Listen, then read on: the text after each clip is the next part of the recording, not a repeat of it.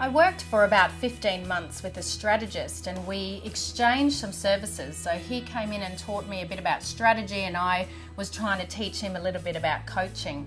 You know, the number one thing that I found when I was working with this gentleman was how challenged I was, because I had never stripped back the coaching process to be able to articulate it to somebody who was once a skeptic and then had become a believer.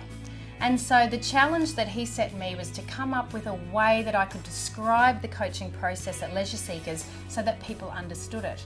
And it was a very challenging time, I know, for 3 days going back and forward and articulating my thoughts, and he'd say no, no, no, no.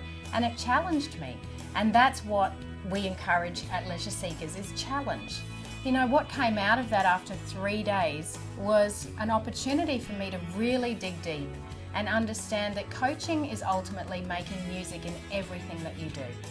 If you think of the music analogy in your life, there is harmonizing roles and there's melodies that need to go together.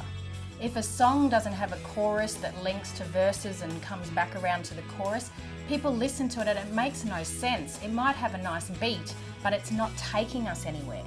You know, that's what the coaching process is about.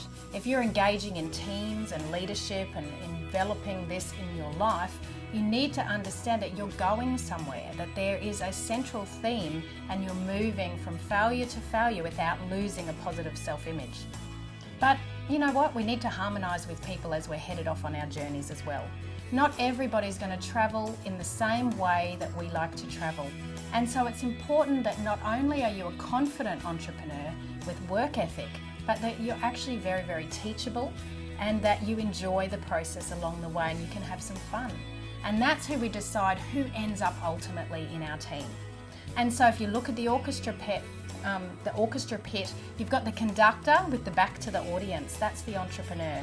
The entrepreneurs and the managers that are understanding that to draw the best performance out of each individual, they need to spend and invest time with each person to draw the best performance out of them.